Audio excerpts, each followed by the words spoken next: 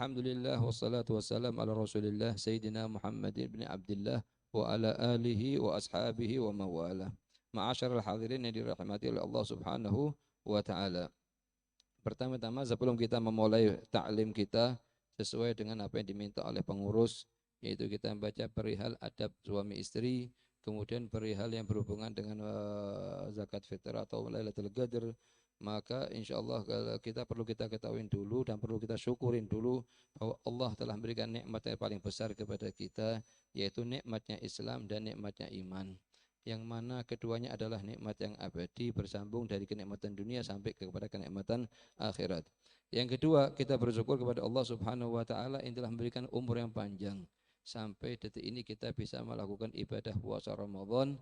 Kita minta sama Allah apa seluruh amal yang kita kerjakan dari mulai kita masuk usia balik sampai detik ini diterima oleh Allah Subhanahu wa taala.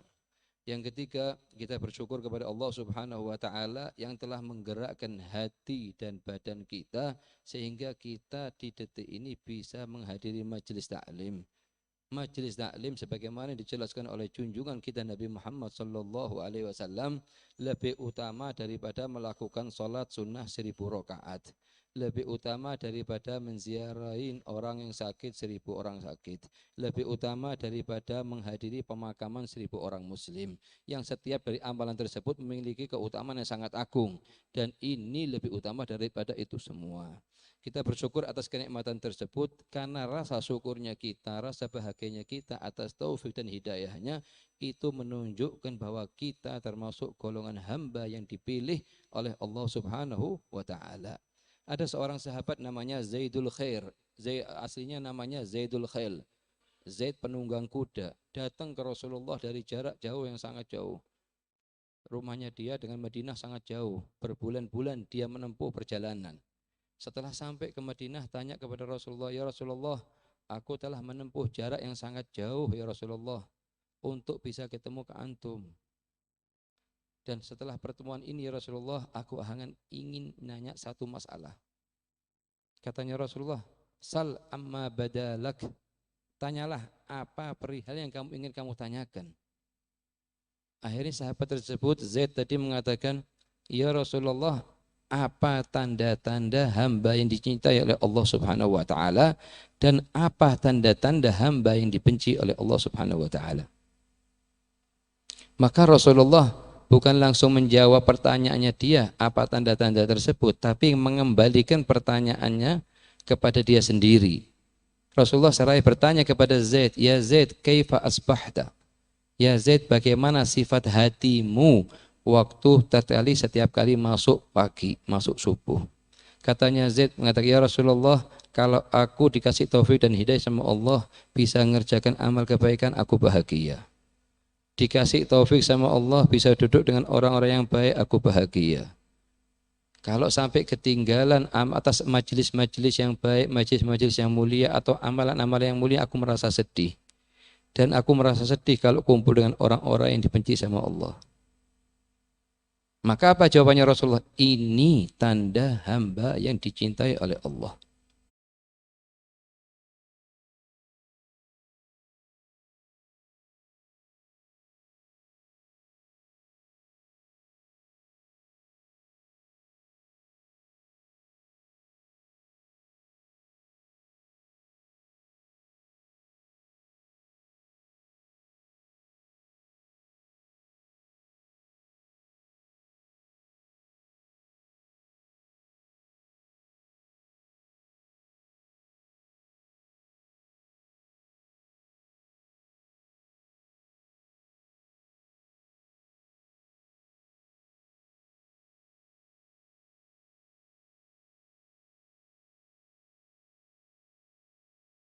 Cari ilmu untuk mendekatkan diri kepada Allah, mendekatkan diri kepada Rasulullah sallallahu alaihi wasallam. Tulislah amalan mereka termasuk golongan-golongan orang yang baik. Kemudian salah satu dari malaikat mengatakan, "Ya Allah, ada satu fulan ini hadirnya niatnya tidak baik." Akhirnya apa katanya Allah Subhanahu wa taala? Tulislah dia termasuk golongan orang yang baik karena telah kumpul dengan orang yang baik. Humul qaum la yashgha bihim jalisuhum. Mereka kelompok orang yang duduk dengan mereka tidak mungkin tidak berhasil dunia dan akhirat. Duduk dengan orang yang baik, ma'asyarul hadirin, dengan orang yang soleh sangat berpengaruh kepada iman dan Islamnya kita. Bukan hanya manusia yang duduk, bahkan hayawan pun, bahkan jamadat pun yang tidak bernyawa bisa mendapat kebaikan dunia akhirat karena duduk dengan orang-orang soleh. Dan ini duduknya kita dengan orang-orang soleh merupakan obat yang sangat kuat untuk mengobatin hati kita agar bisa kenal Allah dengan makna yang betul. Kenal Rasulullah dengan makna yang betul. Kenal syariat Islam dengan makna yang betul. Perhatikan kisahnya tukang sihirnya Fir'aun. Seumur hidupnya dia tukang sihir dalam amalan yang sangat sesat. Cuman karena mandang orang soleh, yaitu Nabi Musa dan Harun di depannya dia, dan hormat kepada mereka berdua, dikasih taufik sama Allah dan hidayahnya sebelum mereka meninggal bisa masuk agama Islam, agama yang dibawa oleh Nabi Allah Musa dan Nabi Allah Harun. Apa adab yang dimilih yang dibawa oleh mereka? Hanya tanya kepada Musa dan Harun waktu akan diduelkan dengan oleh Fir'aun, akan diduelkan dengan Nabi Musa dan Harun. Nabi Musa dan Harun mengeluarkan mukjizatnya, mereka mengeluarkan kemampuannya mereka dalam ilmu sihir. Tatkala akan diduel pakai adab. Ini tukang sihir. Tanya kepada Nabi Musa, ya Musa, kamu yang mulai apa kita yang mulai duluan? Karena satu adab kecil yang dianggap remeh ini sebab jadi turunnya hidayat kepada mereka. Disebutkan juga oleh ulama tafsir bahwa berkat ngikutin apa yang diajarkan, apa yang diamalkan oleh orang soleh bisa mendatangkan hidayah bagi mereka, bagi kita. Apa diantaranya? Seluruh pasukannya Fir'aun itu ditenggelamkan sama Allah dalam laut, kecuali satu yang selamat. Apa sebab selamatnya dia itu? Sering nyerupain bentuk imamahnya Nabi Allah Harun. Kalau dia pakai imamah sering nyerupain bentuknya imamah Nabi Allah Harun. Diselamatkan oleh Allah berkat ngikutin ajarannya salafus soleh, ajarannya orang-orang soleh. Bahkan ya masyarakat hadirin, bukan hanya manusia kalau dekat dengan orang soleh itu jadi mulia. Hewan pun kalau sudah dekat dengan orang-orang yang soleh jadi mulia. Contohnya apa sekarang? Hudhud, burung hudhud. Sebagaimana burung yang lain. Tapi waktu dekat dengan Nabi Allah Sulaiman disebutkan dalam Al-Quran. Dan akan masuk surganya Allah, bukan hanya berhenti di dunia. Duduk dengan orang soleh, dengan yang niat yang baik itu akan digabungkan, disambungkan sama Allah sampai ke surganya Allah Subhanahu wa ta'ala. Dimasukkan dalam Al-Quran, disebutkan Al-Quran. Dan akan masuk surganya Allah Subhanahu wa ta'ala. Nagah, ontanya Nabi Allah soleh. Onta sebagaimana hewan yang lain, setiap hari dipotong, dimakan, habis, potong lagi, wakil. Cuma karena dekat dengan orang soleh, Nabi Allah soleh disebut dalam Al-Quran dan akan masuk surganya Allah di hari kiamat. Kemudian ada hewan yang paling najis, yaitu anjing. Hewan yang paling rendah. Karena duduk dengan orang-orang soleh, Ashabul Kahfi, maka disebut dalam Al-Quran wakal buhum, bukan satu kali, berkali-kali disebut wakal buhum. Nyebutkan wakal buhum ini setiap hurufnya 10 hasanat. Ke level situ sampean. Kenapa? Karena duduk dengan orang-orang soleh. Bahkan bukan hewan yang punya ruh, jamadat pun yang hewan di pohon-pohon, karena dekat dengan orang soleh disebut nama-nama mereka dalam hadis-hadisnya Rasulullah. Di antaranya pohon kurma. Pohon kurma yang selalu Rasulullah sandarin ketika akan khutbah Jumat. Sebelum beliau dibuatkan oleh salah seorang ansor mimbar untuk khutbah. Beliau bersandar kepada sepohon buah kurma. Itu setelah dibuatkan, beliau pindah kepada mimbar tersebut, nangis itu pohon kurma. Dengar suara teriakan nangis. Hadisnya ada di Bukhari, di Muslim. Di Muwatta, di semua tempat hadis ada. Nangis, satu masjid dengar. Bukan hanya Rasulullah yang dengar.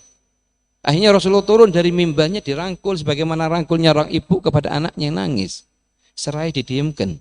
Setelah didiamkan disuruh milih satu dari dua perkara. Antara kekal di dunia sampai hari kiamat atau dipotong dan dimakamkan di bawah mimbarnya Rasulullah dan dijanjikan oleh Rasulullah untuk hidup di surganya Allah yang makan buahnya adalah para nabi.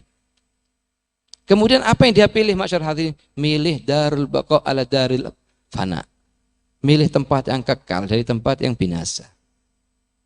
Nah ini hanya figur-figur yang bisa kita jadikan dalam hidup kita. Usahakan temannya kita, tempat duduknya kita, orang-orang soleh yang datangkan kebahagiaan dunia bersambung dengan kebahagiaan akhirat. Kalau kita salah teman kita dalam bergaul, itu yang akan datangkan adalah penyesalan yang abadi. Allah mengatakan dalam Al-Quran, kisahnya orang-orang yang salah milih teman waktu di dunia. Apa perkataannya mereka di hari kiamat nanti? Ya laitani lam attakhid fulanan khalila. Kalau seandainya aku tidak jadikan fulan itu temanku, dulu aku jadi orang yang berhasil. Bisa masuk surga sebelah sini, bisa masuk surga sebelah sini. Karena salah milih teman, salah jalur sudah. Makanya katanya ulama, obatnya hati ada 5. Yang paling ampuh adalah dekat dengan orang-orang soleh. Ngikutin ajarannya mereka meskipun semampunya kita. Tidak harus semua. Tapi kalau kita mengatakan misalnya ini, kita mengatakan cinta kepada Nabi Muhammad SAW, pemimpinnya kita dunia dan akhirat, tidak ada lagi kecuali Muhammad bin Abdullah. Kita tidak mau dikasih sama orang zaman sekarang, dipilihkan pemimpin, suruh ngatur hidupnya kita, selain dengan apa yang dibawa oleh junjungan kita Muhammad bin Abdullah. Siapapun dia. Dalam bentuk apapun dia, apapun jabatannya. Pemimpinnya kita di dunia akhirat cuma satu, yaitu siapa? Sayyiduna Muhammad bin Abdullah. Yang telah mendidik kita bukan atas perihal ibadah, yang telah mendidik kita atas seluruh motif hidup kita, seluruh perihal hidup kita, baik yang sifatnya ibadah atau sifatnya bukan ibadah. Dan sifatnya yang bukan ibadah tersebut akan berubah menjadi ibadah dengan perantara niatnya baiknya kita waktu mengikuti jejaknya Nabi Muhammad SAW. Jangan sampai dunia ini masyarakat hadirin 60-70 tahun. Di depan matanya kita yang lebih kita kenalin dari orang yang sudah meninggal, dari kerabat kita, teman kita, lebih banyak daripada yang hidup. Jadikan mereka figur cermin bagi kita. Bahwa kita akan merasakan hal yang sama mereka rasakan. Tapi bagaimana kita selamat keluar dari dunia? Bahagia di dunia, juga bahagia di kuburan kita, dan bahagia di alam mahsyar, dan bahagia bersama masuk surganya Allah Subhanahu wa taala. Ini kebahagiaan yang abadi. Jangan kita pakai logika pikiran kita atur hidup kita sesuai keinginan kita, merasa kita bahagia, bukan bahagia. Bahagia, kebahagiaan yang datangnya setelahnya nanti azab, itu bukan kebahagiaan. Kebahagiaan yang hakiki, yang hakikat, kebahagiaan yang betul adalah kebahagiaan yang diraih di dunia, di barzakh, sampai kita masuk surganya Allah Subhanahu wa ta'ala. Di antara perihal tersebut yang perlu kita perhatikan ma'asyarul hadirin, sebagaimana permintaan dari pengurus majelis ini, perihal pernikahan. Yang hampir semua 99% ada niatan untuk nikah. Ada niatan membuat suatu bentuk keluarga yang islami. Bagaimana bisa terbentuk keluarga islami, keluarga yang tenang hidupnya, yang diiringi dengan nilai-nilai Islam yang betul, adab-adab Islam yang betul, sehingga bersambung kebahagiaannya dia bersama istrinya, anaknya di dunia, bersambung di barzakh, bersambung di mahsyar, bersambung di surganya Allah dari kiamat. Kapan hal tersebut dapat diraih? Sebagaimana firman-Nya Allah. Waktu menjelaskan tentang pembangunan Masjid Quba. La masjidun ussisa 'ala taqwa min awal yaumin ahaqqu an taquma fihi. Begitu juga rumah keluarga yang kita bangun, yang kita dirikan. La baitu zaujiyah ussisa 'ala taqwa min awal yaumin ahaqqu an taquma fihi. Rumah tangga yang didasari pondasinya ketakwaan. Itu apa natijahnya? Apa hasilnya? Bisa membahagiakan kita di dunia, di barzakh, dan di akhiratnya Allah Subhanahu wa taala. Kalau tidak, ma'syarul hadirin, itu baitul zaujiyah, rumah tangga, hanya akan menjadi musuhnya dia di hari kiamat. Allah mengatakan kepada dalam Al-Qur'an, ya ayyuhalladzina amanu, wahai orang-orang yang beriman, inna min azwajikum, sesungguhnya daripada istri-istri kalian, suami kalian, wa auladikum aduwwal lakum, dan anak-anaknya kalian akan menjadi musuhnya kalian dari kiamat. Kapan? Kalau sudah tidak didasarin keluarga tersebut dengan ketakwaan. Ketakwaan ini bukan kalimat kita ucapkan takwa, gitu aja. Tapi butuh namanya gerakan yang kita kerjakan setiap harinya. Bagaimana kita menjaga sebagai suami, menjaga adab kita kepada istri. Dan bagaimana istri menjaga adabnya kepada suami. Dan bagaimana haknya suami kepada istri, haknya istri kepada suami. Kalau sudah kedua-duanya didasari dengan takwa, dengan metode hukum fikih yang telah dijelaskan oleh baginda Rasulullah, maka itu rumah akan menjadi sakinah wa mawaddah warahmah. Akan bersambung kebahagiaan mereka berdua di dunia dan di barzakh dan di akhirat nanti. Yang itu insya Allah kita akan baca satu persatu, adabnya suami kepada istri, kemudian adabnya istri kepada suami, dan hak suami kepada istri, hak istri kepada suami. Agar setiap suami istri faham adabnya masing-masing yang harus dia kerjakan. Makanya bisa mengerjakan apa yang dikatakan oleh Rasulullah, khairukum khairukum li ahli wa ana khairukum li ahli salawatullah wassalamu alaihi. Ya.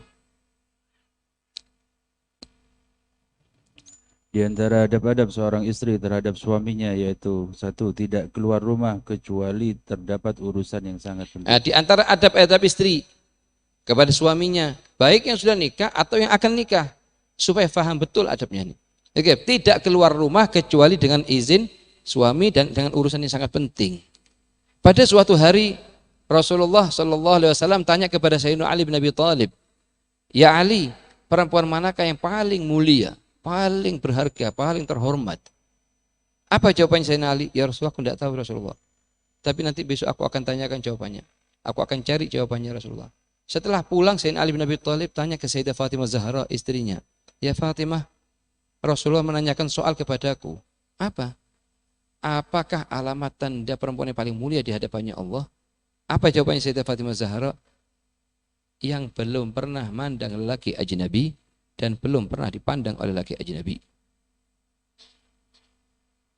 Jadi kalau setelah itu paginya Rasulullah Sayyidina Ali bin Abi Thalib datang kepada Rasulullah SAW menjelaskan perihal tersebut. Kata Rasul, ini jawaban yang betul. Oleh karenanya apa? Oleh karena itu usahakan kita sebagai istri tidak keluar kecuali untuk urusan yang sangat penting, yang memang kita harus keluar. Ya, itu ada pertama, tidak keluar rumah kecuali terhadap urusan yang sangat penting, ya. Kedua, sedikit berbincang dengan tetangganya. Sedikit berbincang dengan tetangga. Jangan jadikan adat istiadat hidupnya kita selalu datang ke rumahnya tetangga ngobrol 1 jam 2 jam, ke tetangga sebelah 1 jam 2 jam. Habis umurnya kita, habis waktu kita di dunia ini kita tanpa menghasilkan apapun. Kalau yang diomongkan perkara yang mubah masih sepele, tapi nasallahu afiyah, kalau yang diperkarakan, yang diomongkan adalah gunjing orang lain. Fulan begini, fulan begitu, fulan begini, fulan begitu. Setiap kalimat ghibah bisa menghapus 70 pahala salat yang diterima oleh Allah. Lah kalau kita gunjing 2 orang sehari 140, 3 orang 210. Lah kalau 1 hari kita gunjing 100 orang, berapa sisa dari salatnya kita? Yang mau kita cari di akhirat sisanya apanya? Memang paling sulit kalau dikatakan tolong kamu puasa dari makanan dan minuman dari pagi sampai maghrib. Bisa dikatakan semua orang mampu. Tapi kalau dikatakan tolong jangan bicara dari pagi sampai maghrib. Banyak yang tidak mampu. Apalagi yang sudah memang suka ngobrol. Duduk di rumahnya fulan, duduk ngobrol fulan begini, fulan begitu, fulan begini, fulan begitu. Saya mau tanya, ente ini punya kekurangan juga apa enggak? Kalau ente masih merasa punya kekurangan, jangan bicara kekurangan orang lain. Di antara tanda kesempurnaannya, akalnya seorang hamba, kalau dia bicaranya sedikit, mikirnya banyak. Idza tamma aqlul mar'i qalla kalamuhu. Kalau sudah sempurna akalnya seseorang itu, dia akan sedikit omongannya dia dan bicaranya akan banyak. Dia bicaranya sedikit, pemikirannya akan banyak. Sampai-sampai masyarakat hadirin, Sayyidina Abu Bakar Siddiq itu sering ngemut kerikil kecil di mulutnya. Ditanya, ya Khalifat Rasulullah, kenapa kamu ngemut kerikil? Apa jawabannya beliau? Aku takut lisanku ini bicara atas sesuatu yang tidak bermanfaat. Itu Sayyidina Abu Bakar Siddiq. Sayyidina Abu Bakar Siddiq tidak keluar.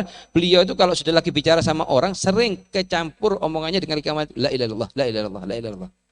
Itu pun Sayyidina Abu Bakar Siddiq saking takutnya dia bicara atas sesuatu yang tidak manfaat, sering ngemut, bukan ngemut permen, ngemut kerikil di mulutnya. Ya, kita usahakan kita sebagai istri jangan banyak duduk ngobrol ke tetangga, apalagi ya atas perihal yang tidak ada manfaatnya sama sekali. Kadang cuma duduk megang HP 1,5 jam ngomong sama temennya, yang dibicarakan makan apa kamu hari ini, minum apa, keluar kemana. Ini tidak ada manfaatnya sama sekali. Bagaimana ente bisa ngerubah 1,5 jam ini untuk mengucapkan la ilaha illallah, la ilaha illallah, la ilaha illallah. Buat bernama, buat aturan hidup, susunan hidup. Sampai kita punya guru Al-Habib Zain bin Ibrahim Samit, kalau beliau ada orang nelpon, nanya masalah atau ngadu suatu masalah, sambil dengarkan teleponnya orangnya, sambil megang subhannya mereka, saya bertanya, la ilaha illallah, la ilaha illallah, la ilaha illallah, la ilaha illallah. Kenapa? Karena tidak ingin buang berapa detik yang akan dia mengucapkan ini. Kenapa? Karena dalam sebuah hadis dijelaskan, kalau seorang hamba mengucapkan la ilaha illallah, itu di bawah bumi yang ketujuh ada lautan. Dan di atasnya lautan itu ada tiang hijau. Di atasnya ujungnya tiang, di atasnya arasnya Allah Subhanahu wa taala. Kalau sudah seorang hamba mengucapkan la ilaha illallah, gerak lautan tersebut, gerak tiang tersebut dan gerak arasnya Allah, kemudian Allah mengatakan kepada arsy, ya arsy, diamlah kamu, uskun. Apa jawabannya arsy? Ya Allah, bagaimana aku bisa diam sedangkan kamu belum ngampunin hamba yang mengucapkan la ilaha illallah tadi itu? Apa jawabannya Allah? Uskun fa inni qad ghafartu lah. Diamlah kamu, sesungguhnya aku telah mengampuni dia. Nah setelah kita tahu fadilah semacam ini, masa mau kita duduk ngobrol 1,5 jam ucapkan apa yang kamu kerjakan, apa yang kamu masuk, apa yang kamu masak? Apa tidak lebih utama kalau kita gunakan untuk mengucapkan la ilaha illallah, la ilaha illallah, la ilaha illallah? Apalagi kita punya orang tua sudah meninggal, apa ibu kita sudah meninggal, atau apanya sudah meninggal, ibunya sudah meninggal, salah satunya. Apa faedahnya kita bacakan la ilaha illallah 70.000 kali sebagaimana dalam hadis, kemudian hibahkan pahalanya tersebut kepada apa ibu kita. Lebih utama daripada kita duduk megang telepon ngobrol sama teman. Karena umur di dunia ini 60 tahun 70 tahun. Tidak lebih dari itu. Bagaimana kita keluar dari alam dunia ini berhasil dunia dan akhirat. Bukan artinya kita tidak boleh ngomong sama teman, boleh. Tapi seukuran garam di makanan. Garam ini seukuran ujung sendok. Makanannya banyak. Kalau kita balik rasanya nanti seperti rasanya garam omongannya kita di akhir kiamat. Jadi, lah kita sekarang ada waktu kosong baca 70.000 untuk apa? Kemudian setelah selesai baca 70.000, kita katakan ya Allah, aku beli pembebasan abaku dari neraka jahanam dengan bacaanku ini 70.000. Karena disebutkan dalam sebuah hadis, man qala la ilaha illallah 70.000 marrah kanat fidaan lahu minan nar. Barang siapa yang mengucapkan baca la ilaha illallah 70.000, maka bisa menjadi pembebasnya dia dari neraka jahanam. Apalagi orang yang paling penting kita senangkan hatinya adalah kedua orang tua kita. Apalagi mereka sudah meninggal. Itu yang sangat diharapkan dari kita sebagai anak adalah kiriman-kiriman amalan-amalan soleh. Kiriman amalan soleh. Kita baca 70.000, setelah selesai kita kasih ke abah, 70.000 lagi kasih ke ibu kita. Meskipun abah kita masih hidup, boleh kita kerjakan. Meskipun ibunya kita sudah masih hidup, masih boleh kita kerjakan. Demi Allah, tidak ada amalan apapun yang kita bisa kerjakan untuk membalas kebaikannya mereka. Tidak, kita ini kalau mau mengerjakan amalan apapun, mau kita kenal, tidak bisa balas kebaikan abah atau ibu kita.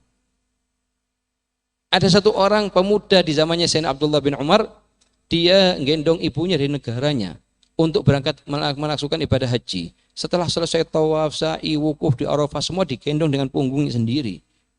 Setelah selesai semua ibadah haji, tanya ke Sayyidina Abdullah bin Umar, ya Sayyidina Abdullah bin Umar, apakah aku telah bisa membalas kebaikan ibuku ini? Yang aku gendong dari negaraku, aku antarkan haji, seluruh hartaku aku keluarkan untuk dia. Apakah aku bisa membalas kebaikannya dia? Apa jawabannya Sayyidina Abdullah bin Umar? Demi Allah, kamu belum bisa menjawab, belum bisa membalas kebaikan satu kali jeritan yang dia jerit waktu mengeluarkan kamu dari perut. Apalagi membalas kebaikannya kamu semua, membalas kebaikannya dia semua. Satu kali jeritannya ibu yang waktu jerit ngeluarkan kamu bisa membalas dengan amal yang kamu kerjakan semua ini. Jadi usahakan orang yang paling penting kita untuk senangkan adalah kedua orang tua kita dulu. Baru temannya kita. Jangan kita duduk 1,5 jam nyenengkan hatinya teman, di sisi yang lain orang tua di barzakh nunggu kiriman dari kita tidak mikirin. Sebab kalau kita sudah jadi anak yang ingat sama orang tua, kita akan diingat sama anaknya kita. Kalau kita jadi anak yang lupa sama orang tua, kita akan dilupa sama anaknya kita. Al jaza bin jinsil amal. Itu kan? Balasan itu tergantung dari amalannya kita. Itu adab pertama. Apa? Jangan banyak ngobrol. Yang kedua, yang ketiga. Tiga, tidak sering bertamu ke rumah tetangga. Ya itu, tidak sering bertamu ke rumah tetangga. Meskipun teman akrab. Karena dia punya kesibukan yang diingin kerjakan sendiri. Itu kita masuk ke rumah tetangga berarti tidak boleh? Boleh. Kapan masuknya kita rumah kita boleh? Kalau dia lagi ada acara kita bantu. Mereka butuh sesuatu untuk hajatnya mereka kita bantu. Bukan kita rutinitas setiap hari kita datang, setiap pagi datang. Seperti kita kerja di kantor. Itu satu kesalahan. Satu kesalahan yang besar bagi diri seorang istri atau seorang suami kalau setiap hari rutinitas ke rumahnya tetangga tanpa ada hajat tertentu, hanya untuk duduk ngobrol, ngabiskan waktunya dia sendiri, juga ngabiskan waktunya tetangga. Ya. Keempat, selalu mentaati suami karena pahalanya sangat besar. Selalu mentaat kepada suaminya. Taat kepada suami karena pahalanya sangat besar. Jadi kalau kita perhatikan kita gini, kita punya orang tua dan kita punya suami. Bagi seorang suami, hak yang paling besar adalah haknya orang tuanya. Dan bagi seorang istri, hak yang paling besar adalah haknya suami. Haknya suami lebih didulukan daripada haknya orang tua. Dua-duanya punya hak. Dua-duanya harus kita kerjakan haknya masing-masing. Cuman yang paling besar bagi seorang istri adalah haknya suami. Sampai ada satu orang sahabat sebelum keluar berangkat jihad sama Rasulullah, sama pasukan, dia mengatakan kepada istrinya tinggal di lantai 2 dan abahnya istri di bawah, di lantai 1 di bawah.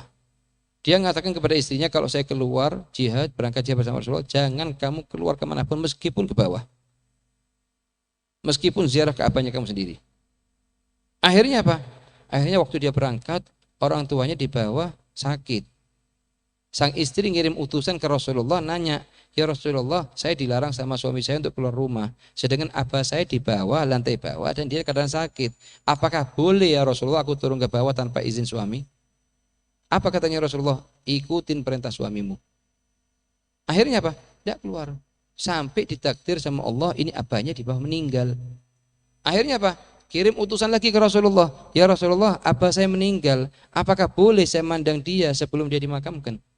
Apa jawabannya Rasulullah? Ikutin perintah suamimu. Jangan keluar.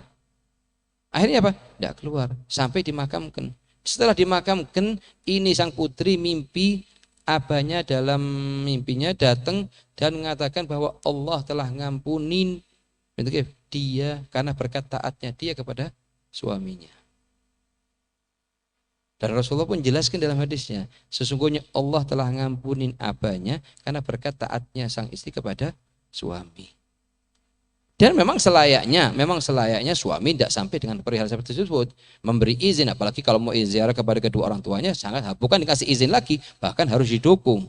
Bagaimana sang suami mendukung istri untuk taat kepada orang tuanya lebih daripada sebelum nikah dengan dia. Ini suami yang mulia di hadapannya Allah. Sebagaimana istri yang sangat mulia itu mendukung suami untuk hormat kepada kedua orang tuanya lebih daripada sebelum nikah dengan dia. Ini istri yang mulia di hadapannya Allah. Dan na'udzubillah, kalau sampai ada suami ngajarkan istri untuk kurang ajar kepada orang tuanya, atau istri ngajari suami untuk kurang ajar kepada orang tuanya, itu sudah tanda hamba yang tidak dicintai sama Allah. Sudah merupakan tanda hamba yang dibenci oleh Allah Subhanahu wa taala. Nasallahu alaihi. Berdasarkan sabda Rasulullah sallallahu alaihi wasallam, "Idza shallatil mar'atu khamsaha." Dan dalilnya dari mana kita dianjurkan diwajibkan di adabnya seorang istri kepada suami untuk selalu taat? Katanya Rasulullah dalam sebuah hadisnya diriwayatkan oleh Imam Ahmad, "Idza shallatil mar'atu khamsaha." Kalau perempuan ini salat 5 waktu, menjaga salatnya 5 waktu. Kemudian wasamat syahraha, waktu bulan Ramadan Masya Allah dia 30 hari puasa atau seukuran yang dia mampu waktu tidak ada halangan. Ya. Dan menjaga kehormatan dirinya. Betul ya? Dan taat kepada suaminya. Ya. Nah, apa natijahnya dari 5 perkara yang dia kerjakan oleh perempuan di masa dunia ini?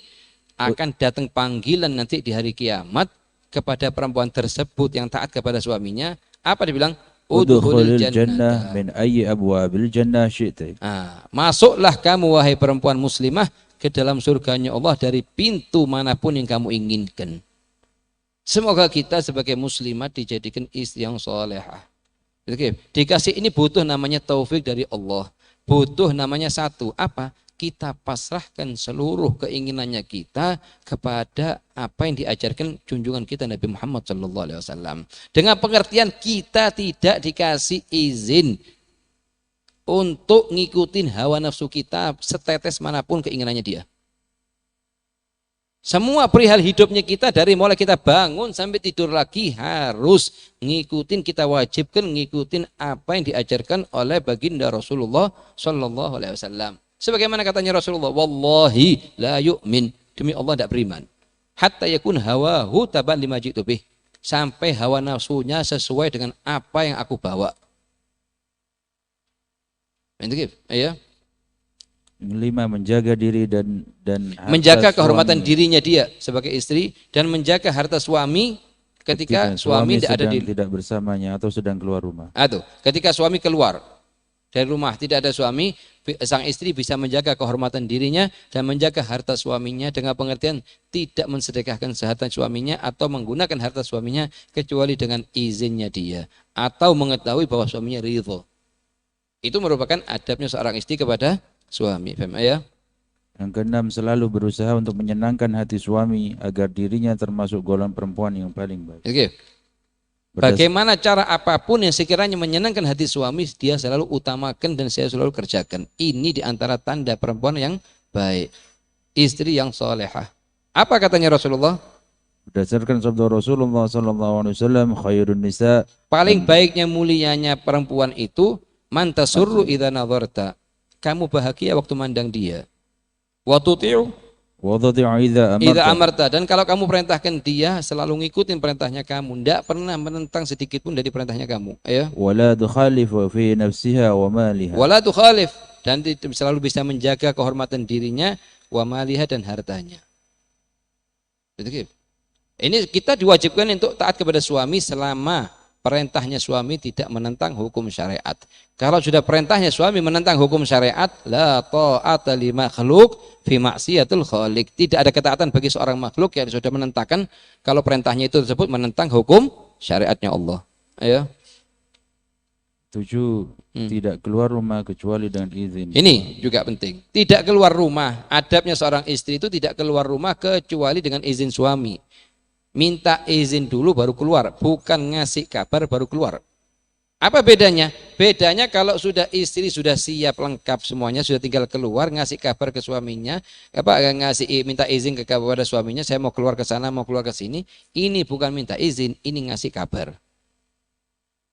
Kalau minta izin itu sebelum siap-siap, minta dulu, saya entar lagi 2 jam lagi ada undangan atau mau ke tempat toko sini, mau ke toko situ, saya minta izinnya mau keluar, boleh enggak? Ini minta izin. Jadi harus kita bedakan antara minta izin sama ngasih kabar.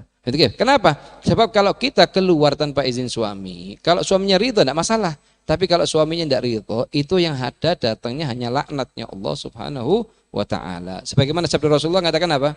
Innal mar'ata idza kharajat min baitiha wa zawjuha. Sesungguhnya perempuan keluar dari rumahnya idza kharajat min baitiha wa zawjuha karihun lidzalik, dan suaminya tidak senang. Cuman karena suaminya tidak ingin debat dengan istrinya, didiamkan. Tapi hati malaikat di langit melaknat perempuan tersebut. Sampai kapan? Wa kullu, dan seluruh perkara, seluruh hambanya Allah, baik hamba yang ada nyawanya atau tidak ada nyawanya. Manusia, jin, batu, pohon, semua di depannya dia ngelaknat dia. Sampai kapan? Ghairul jin wal ins hatta tarji, sampai dia kembali ke rumahnya. Semua perjalanan itu sampai keluar sampai balik lagi semua dapat apa? Laknatnya Allah Subhanahu wa taala. Oleh karenanya itu yang paling utama tidak keluar kecuali dengan urusan yang sangat penting. Sebelum keluar minta izin, bukan ngasih kabar. Jangan dianggap perihal yang sepele. Dan juga bagi suami usahakan tidak menekan istrinya untuk selalu diam di rumah. Agar apa? Agar tidak menyebabkan dia keluar tanpa izin. Dikasih izin untuk keluar rumah untuk perihal-perihal yang penting. Ditunjukkan kedudukannya sebagai suami kapan? Jika bisa mendidik istrinya dengan didikan yang Allah Rasulullah ajarkan kepada kita. Ya. 8. Tidak berkenalan dengan teman-teman suaminya atau memandang lelaki ajnabi tanpa sebab yang dibenarkan oleh syariat. Itu, tidak berkenalan dengan teman-temannya suami. Itu perihal yang penting. Karena banyak nanti masalah yang timbul dari sini. Di antara mereka sendiri dalam keluarga. Kenapa? Karena faktor ingin kenalan dengan teman-teman suami. Yang selayaknya dia kenalan dengan istrinya teman suami. Suami kenalan dengan suaminya. Tidak harus kenalan dengan istrinya yang lain. Atau apa? Memandang lelaki ajnabi. Karena pandangan bisa datangkan, pandangannya ke orang soleh bisa datangkan rahmat, pandangannya kepada keluar hukum syariat bisa datangkan bala. Pandangan tersebut. Jadi kalau sudah kita biasakan kita tidak mandang lelaki ajnabi, insya Allah itu akan datangkan kenikmatan iman dalam hati kita. Ya. 9. Menjaga suaranya agar tidak terdengar oleh laki-laki ajnabi. Menjaga suaranya. Usahakan tidak mengangkat suara jika ada tamunya. Suami tidak mengangkat suara sehingga suaranya terdengar oleh lelaki ajnabi. Kenapa? Karena memang menurut pendapat yang kuat dalam mazhab Imam Syafi'i suaranya perempuan bukan aurat. Ada sebagian ulama yang lain mengatakan suaranya perempuan aurat. Lah perbedaan di antara keduanya, kalau yang mendengarkan tidak mendengarkan dengan syahwat. Kalau yang mendengarkan dengan syahwat maka termasuk aurat dan hukumnya adalah haram. Kenapa Habib terlalu keras? Bukan masalah keras atau lemah. Ini hanya permasalahan bagaimana kita bisa bawa keinginan hawa nafsu kita sesuai dengan apa yang diajarkan oleh Nabi Muhammad. Bukan perihal kekerasan atau kelemahan. Kalau kita perhatikan dengan hati yang paling dalam, syariat yang paling lembut adalah syariat Islam. Dan syariat yang paling menjaga kehormatan perempuan adalah syariat Islam. Mau cari di negara manapun, di agama manapun, tidak ada perempuan yang lebih mulia daripada perempuan muslimah. Mau di negara manapun, mau di agama manapun. Kenapa? Karena syariat Islam telah mengagungkan perempuan. Dan memberikan peraturan-peraturannya sehingga mereka ini mulia di dunia dan mulia juga di akhirat. Hancurnya seorang abah di tangan anaknya sendiri. Gimana ya Rasulullah? Dipaksa untuk memberikan nafkah yang lebih sedangkan dia tidak mampu, maka karena itu dia ngerjakan akad muamalat yang batil, yang haram atau mencuri hartanya orang lain. Demi menutupin keinginannya sang istri. Dan jangan sampai kita gak menjadi sebagai orang istri memaksa suami kita orang yang paling dekat dengan kita untuk mengerjakan perihal yang haram. Kalau perempuan muslimat di zamannya salafus soleh setiap pagi sebelum suaminya keluar dari rumah untuk nyari kerjaan, untuk nyari penghasilan, dia selalu berkata kepada suaminya, ittaqillah fina, bertakwalah kamu dengan kami. Atas perihal yang kamu nafkahin ini setiap hari. Sesungguhnya kami istri dan anak bisa sabar dari rasa lapar, bisa sabar dari rasa haus, bisa sabar dari kekurangan pakaian dan isi rumah, tapi kita tidak bisa sabar dari azabnya Allah di hari kiamat dan neraka jahanam. Kasih pakaian dari yang neraka jahanam bareng-bareng. Ini sifat-sifatnya perempuan solehah di zamannya salafus soleh. Setiap mau keluar suaminya dinasehatin dulu. Bukan terus kita mainnya pokoknya kita suami ini bawa uang banyak, tidak tahu halal atau haram, kita bangga. Ini perihal yang sangat menyedihkan. Akan datang di akhir zaman nanti, seorang mukmin, seorang muslimah tidak pernah berpikir dari mana harta dia masuk ke rumahnya. Yang penting ada harta yang masuk. Mau halal atau mau haram. Mau bunga bank atau bunga riba atau dan lain-lainnya tidak masalah. Yang penting ada uang masuk. Dan ini termasuk sesuatu yang menyedihkan. Termasuk pintu pertama untuk tidak lulus dunia akhirat. Nasallallahu afiyah. Jangan sampai kita termasuk golongan-golongan tersebut. Ya.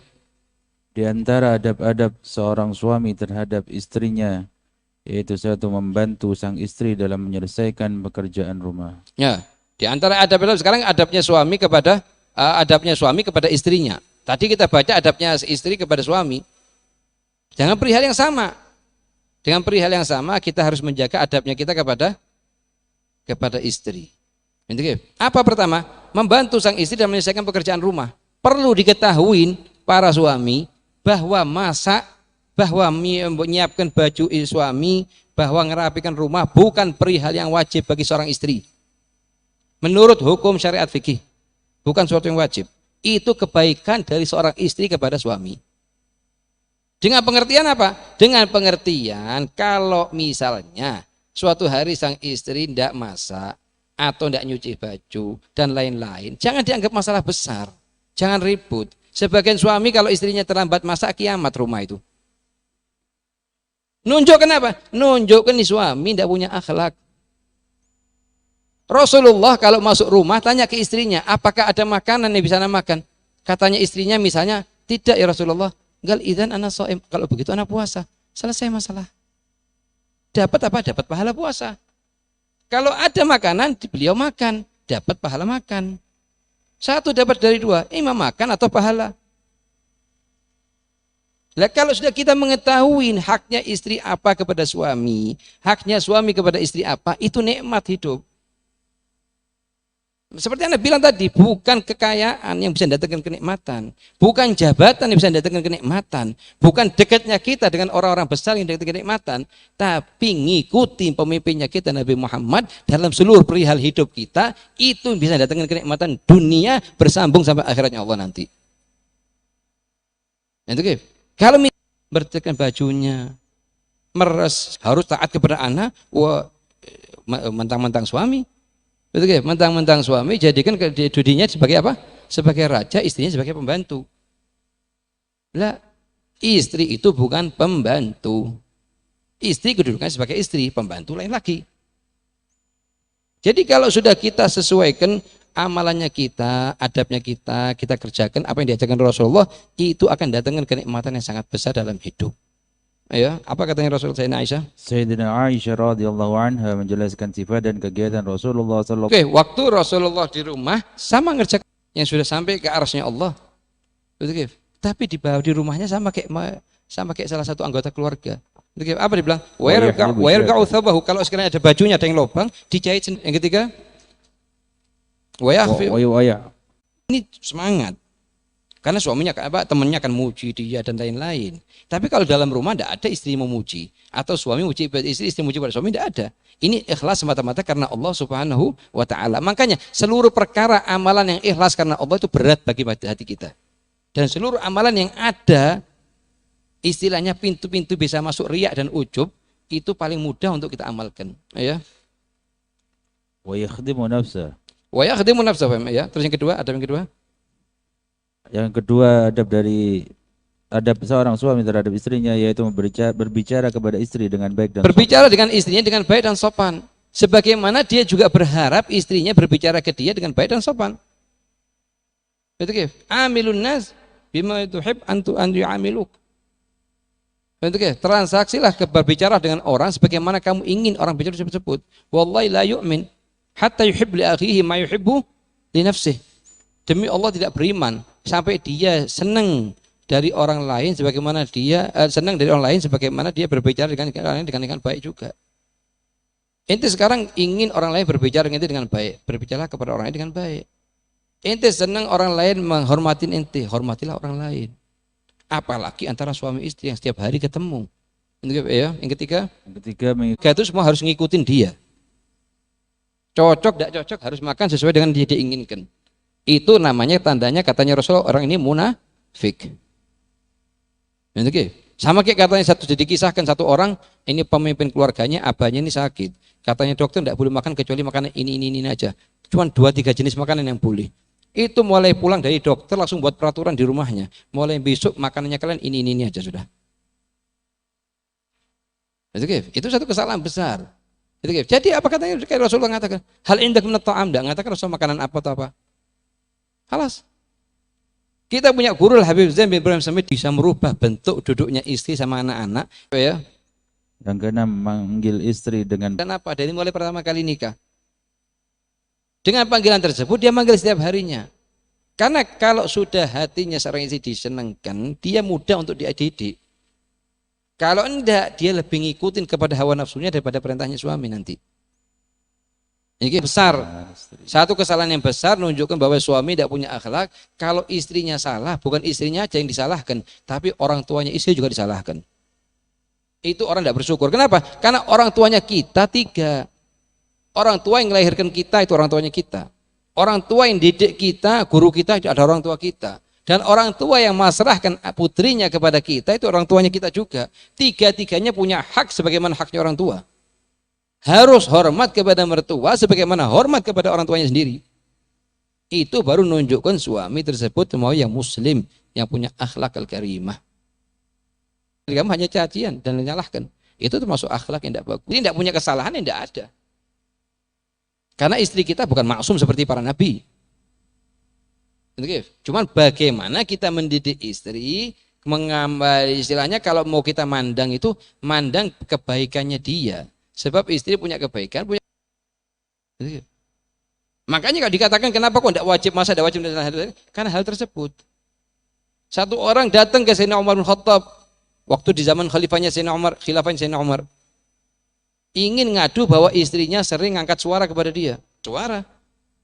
Dengar di pintu, sampai di pintu dengar. Akhirnya apa? Mundur dia pelan-pelan di pintu, tidak sampai notok, mundur pelan-pelan. Sayyidina Umar tahu langkahan kaki di luar pintu, seraya langsung cepat keluar, dibuka pintunya. Katanya dia, ya fulan ta'al. Ini paling. Cuman apa katanya Sayyidina Umar? Sayyidina Umar itu kalau diomel istrinya diam kayak patung. Dah jawab sedikit pun. Nanti. Siapa yang mau nyucikan baju? Siapa yang mau bersihkan rumah? Siapa yang mau ngerawat anak-anak? Apa tidak 24 jam di rumah? Belajar langsung dari Rasulullah. Rasulullah paling sabarnya suami kepada istrinya. Khairukum li ahli. Dan ini butuh namanya diamalkan, jangan didengarkan tok. Jangan terus pulang dari sini bentuknya sama, tidak ada faedahnya kita hadir. Harus ada perubahan. Baik dari golongan suami atau golongan istri, semuanya harus berubah. Berubah ngikut siapa? Bukan ngikut ke sana, tapi ngikuti Sayyiduna Muhammad bin Abdullah salawatullah wassalamuhu alaih. Kalau sudah bisa ngikutin, demi Allah bahagia dunia akhirat, tenang hidupnya inti. Tidak ada makan di rumah, tidak gelisah sedikit pun. Karena bukan makanan atau minuman kita cari di dunia ini, tapi ketenangan hati, bahagia di hati kita. Kalau sudah bahagia di hati kita, insya Allah tidak makan pun tenang. Dan tidak mungkin Allah Subhanahu Wa Taala membiarkan kita mati kelaparan, tidak ada. Aballah an yarzuk abdahul mu'min illa min haitsu la yahtasib. Allah telah membuat satu ketentuan, dia akan ngasih hambanya yang mukmin, karena Allah sudah milih inna wa ilaihin nusyur. Kalau sudah istri lupa, suami mengingatkan, tanya dididik tiap hari, sudah baca tidak keluar kamar mandi, masuk kamar mandi. Kalau misalnya katanya istri sudah baca, suami yang lupa, istri mengingatkan suami, itu nikmat hidup dengan semacam ini. Bukan harta yang membuat kita nikmat, bukan jabatan yang bisa buat kita nikmat, tapi ngikutin sunnahnya Nabi Muhammad itu bisa kita nikmat. Lah kalau misalnya termasuk satu kekurangan yang sangat besar, kita bangun tidur lagi setahun penuh tidak pernah sekali baca alhamdulilladzi ahyana. Ini kekurangan yang sangat besar. Lah suami mengingatkan istri, walas istri mengingatkan suami, dua-duanya pada tidak baca. Berapa banyak orang yang tidur setelahnya bangun langsung di tempat pencurian jenazah, tidak bangun lagi. Mungkin dari kenalannya kita sendiri aja kita tahu. Kita dulu punya teman di Madinah, setelah sholat isya masih makan malam, masih ngobrol dengan sehatnya dia. Tidur naruh badannya gini meninggal langsung. Pagi-pagi sudah dimandikan. Lah ente berapa nikmat ente bisa dapatkan? Ente bangun tidur masih hidup lagi, nyawanya itu kembali. Ente ucapkan alhamdulillahilladzi ahyana ba'dama amatana wa ilaihin nusyur. Masuk kamar mandi diperhatikan kaki kiri, kaki kanan mana. Keluar dari kamar mandi begitu juga.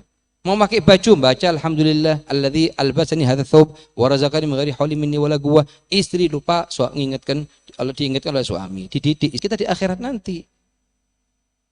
Ini yang paling penting, ya. Menyelesaikan masalah keluarga tanpa harus melibatkan kedua orang tua suami. Ini penting juga. Kalau dalam masa hidup itu, dalam keluarga itu mesti ada namanya salah paham antara suami istri. Itu perihal yang lumrah. Sampai katanya mathal, ini perumpamaan di Hadramut itu dikatakan setiap rumah mesti ada kamar mandinya. Ada enggak rumah yang bagus mewah ada kamar mandinya? Tidak ada. Artinya apa? Setiap keluarga mesti ada saling istilahnya salah paham di antara suami istri. Maka kewajiban yang betul bagaimana sih? Jangan sampai suami ngadu kepada orang, lapor kepada orang tua, kepada orang tuanya, atau istri sedikit-sedikit ngelapor kepada orang tuanya. Kalau masalah selesai dengan suami istri, akan cepat selesai. Sejam 2 jam kembali normal lagi. Tapi kalau sudah ada laporan ke pihak yang lain, itu nanti akan masalah jadi berbulan-bulan, bahkan akan masalah lebih besar lagi nanti. Ya. Mengucapkan terima kasih kepadanya atas kebaikannya. Seperti jika telah menyiapkan makanannya atau mencuci pakaiannya. Nah, gitu. Kalau ada istri datang bawa makanan, nyiapkan makanan, setelah makan ucapkan terima kasih banyak atas persiapannya. Ada suami disiapkan makan setahun penuh, belum pernah sekali bilang makasih kepada istrinya. Dan ini kesalahan besar. Kesalahan besar. Ngasih rezeki diwajibkan oleh Allah untuk berterima kasih kepada seluruh golongan yang membawa makanan sampai ke depannya kita. Sebab makanan itu tidak datang di depannya kita kecuali sekian puluh makhluk khidmah kepada kita. Pertamanya malaikat yang bawa air hujan, sehingga tumbuh beras, sehingga tumbuh nasi, sehingga tumbuh perdagangan, sehingga sampai ke depannya kita jahiz, siap dimakan. Cuma tinggal ucapkan terima kasih. Khairu setelah ini khairu mahdi percuma seperti kemarin aja, tidak menghina dan meremehkan mereka kecuali memang orangnya ini di hadapannya Allah orang yang buruk. Tinggal ente milih aja sekarang kepada Allah Subhanahu wa taala. Kesalahan sang istri. Kecuali kesalahan tersebut berhubungan dengan hukum syariat. Nah, kapan kita tunjukkan kita pribadi kita harus tegas kepada istri kalau sudah istri mengerjakan perihal-perihal yang diharamkan oleh syariat. Contohnya apa? Menggunjing tetangga, atau menggunjing orang pun, atau meremehkan sholatnya, itu baru kita harus tunjukkan bahwa kita ini sebagai muslim yang hakiki. Ya. Bismillahirrahmanirrahim. Faidatun hukmul khalwati bil maktubati wal ikhtilat biha qabla al-aqdi. Nah, ini kitab yang kedua yang kita baca adalah kitab Durus Sa'adah. Permasalahan yang sangat penting yaitu kumpulnya calon suami dan calon istri sebelum terjadinya akad pernikahan. Kadang sebagian saling kenal itu sangat sulit untuk diketahui. Kita sangat sulit untuk mengetahui bagaimana sifat calon istri kita, dan suami begitu juga, sang istri sangat sulit untuk mengetahui sifat asli dari suami kita bagaimana.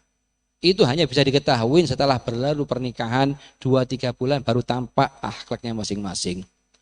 Kalau masa masih tunangan, itu calon suami nunjukkan dia itu sebagai malaikat.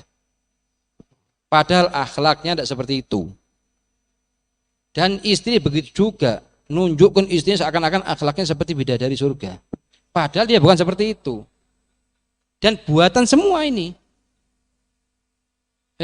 Bagaimana caranya nunjukkan depannya calon suaminya ini termasuk yang diharapkan sudah. Tidak ada lagi sudah. Dan begitu juga sebaliknya. Pernah suatu hari ada namanya Imam Taus. Imam Taus ini anaknya izin kepada abahnya untuk meminang seorang perempuan. Akhirnya apa katanya abahnya? Ya sudah tidak masalah. Bismillah. Datang aja ke rumahnya dia, silaturahmi, sampaikan niat baiknya kamu. Akhirnya anak itu bangun dari depannya abahnya, masuk ke kamarnya, siap-siap dulu. Pakai baju baru, rambutnya diatur semuanya. Setelah itu mau keluar, abahnya heran ngelihat kok bentuknya berubah. Katanya abahnya berubah, bukan setiap hari seperti ini datang. Ini termasuk penipuan.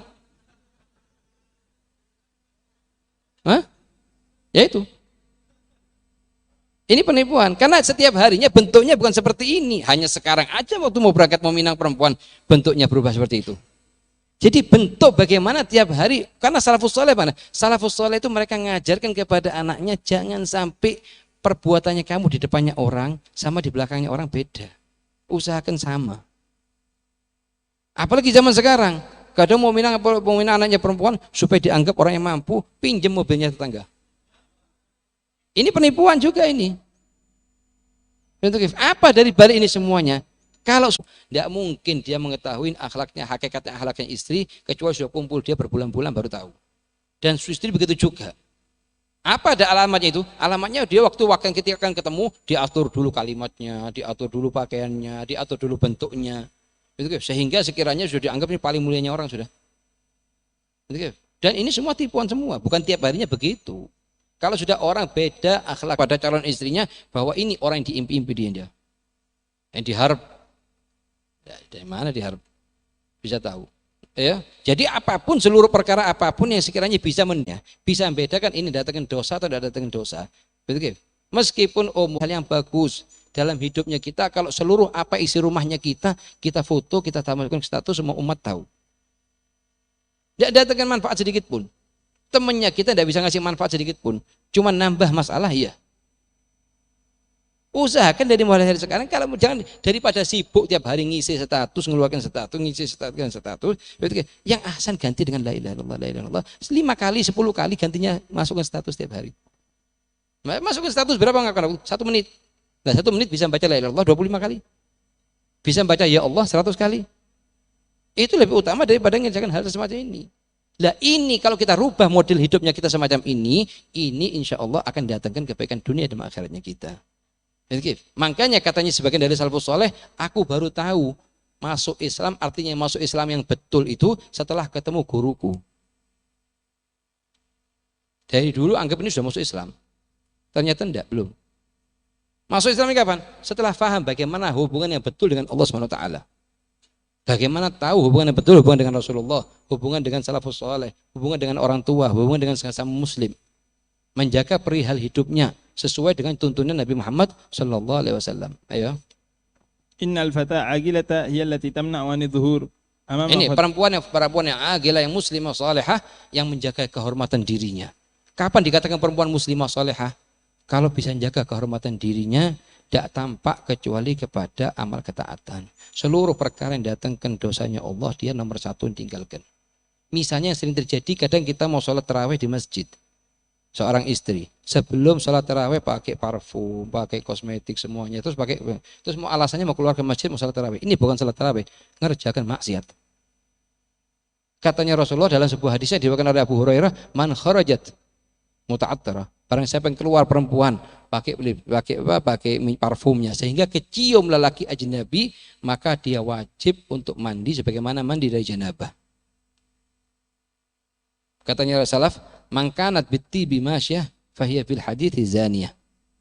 Barang siapa jalan di antara kaum lelaki sehingga kecium aroma parfumnya, maka tertulis di hadapannya Allah sebagai perempuan yang telah melakukan maksiat zina, nasallahu alaihi. Dan ini bukan sepele, kita tidak masalah pakai parfum, tidak masalah di dalam ruang majelis perempuan khusus, atau setelah masuk ke ruang majelisnya muslimat khusus, atau waktu kita posisi di rumah. Jangan sampai kita mau mengerjakan amal ibadah ketaatan karena tidak mengikuti prosedur hukum syariat yang telah dianjurkan oleh Rasulullah, berubah jadi amal kemaksiatan. Bagaimana kita bisa meletakkan posisi kita? Wallahi la yu'min hatta yakun hawahu taba'an lima ji'tu bih. Ayo. Lianna min al-wajib 'alaiha an tufakkir fi mustaqbaliha. Nah, dari antara wajib bagi perempuan itu mikir masa depannya dia. Kalau sampai anak jalan sama perempuan ini, sama lelaki yang meminangku ini, dan tidak sampai ditakdir terjadi akad pernikahan, ada pembatalan misalnya, semua lelaki yang lain tidak mau minang dia nanti. Pikir masa depannya, jangan mikirin masa depannya lelaki ini. Makanya katanya Muhammad Abdul Wahab Sya'rani harus mikir 10 kali lipat lebih daripada calon suami. Ya. وتحسب الحساب للعواقب الذي يمكن أن تواجهها وتفكر بأن هذا الخطيب إذا فسخ خطبته لها فلن يتقدم شاب آخر لخطبتها. نعم. وهو يعلم علاقتها بخطيبها السابق. نعم.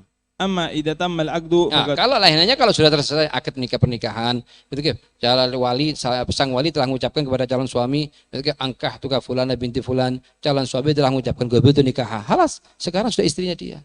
Apapun yang mau diinginkan tercakup. Itu sudah menjadi halal. Sebelumnya tersebut menjadi barang yang haram. Kita hanya sabar di ukuran berapa jam, ukuran berapa minggu, ukuran berapa bulan. Tapi kalau sudah kita dasarin itu pernikahan dengan ketakwaan, yang akan datangkan adalah kebahagiaan dunia dan akhirat. Kalau tidak, itu nasallallahu afiyah. Tidak mungkin untuk dapatkan kebahagiaan dunia akhirat. Tidak mungkin. Kalaupun ada kebahagiaan dunia, kalaupun dikategorikan bahagia. Ya. أما إذا تم العقد فقد حلت الخلوة والخلطة لأنها أصبحت زوجة له. زوجة له ya. يرى منها وترى منه ما بدا لهما من غير إثم ولا حرج. ولا حرج ya. بس. Ada sisa waktu? Apa habis? Saya jawab. Iya. Kalau mungkin ada pertanyaan. Nah, fadhal.